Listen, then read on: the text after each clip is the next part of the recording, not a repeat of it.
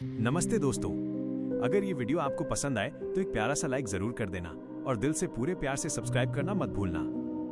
मालती ने जल्दी जल्दी उस ताले में लगे ताबीज और लाल कपड़े को हटा दिया था। जैसे ही उसने वो लाल कपड़ा और ताबीज हटाया, मानो घर में एक हलचल सी हुई और पूरा घर थर्रा उठा था। घर की चीजें नीचे गिरने लगी।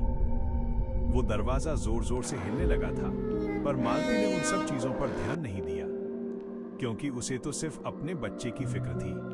उसने जल्दी से चाबी से ताले को खोल दिया और जैसे ही दरवाजा खोलकर कमरे के अंदर प्रवेश किया, ये घर अचानक से कांप उठा था।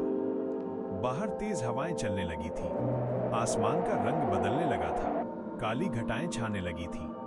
दिन के समय में भी रात सा अंधेरा हो गया था। हॉल के छत में टंगा वो झूमर अचानक से जोर से हिलने लगा था, मानो किसी भी वक्त जमीन पर आ गिरेगा। राजू अपने खिलौने सहित जमीन पर आ गिरा। नीलिमा जो नीचे के कमरों में खोज रही थी, उसके पैर भी जमीन पर न टिके रह सके। राजीव जिस कमरे में था, उस कमरे की सारी चीजें जमीन पर आ गिरी थी। राजीव भी फर्श पर पड़ा हुआ था। मालती ने जैसे ही वो दरवाजा खोला, कमरे के अंदर से कई चमगादड़ उड़ते हुए बाहर निकल गए। मालती उस कमरे में प्रवेश कर गई, पर कमरे में पूरी तरह से अंधेरा होने की वजह से कुछ भी नजर नहीं आ रहा था। अचानक से एक बहुत ही भयानक बदबू उसके नाक में पहुंची। उफा, ये कैसी बदबू है? ऐसा लग रहा है जैसे कि आसपास कोई सदी हुई लाश हो।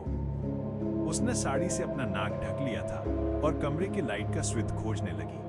तभी उसे ऐसा लगा जैसे कि एक हवा उसके शरीर के आर पार निकल गई हो। वह क्या था? मुझे अभी ऐसा लगा जैसे कि कोई चीज मेरे शरीर के आर पार निकल गई हो। क्या मैं कुछ ज्यादा ही डर गई हूँ? पर मुझे जल्दी से आयुष को खोजना होगा। पता नहीं वो बेचारा कहाँ छुपकर बैठा होगा। जल्द ही उसका हाथ लाइट के स्विच में गया और उसने स्विच को ऑन कर दिया, पर अगले ही पल उसकी चीख निकल गई। वो चिल्लाई, राजीव, जल्दी से यहाँ आओ।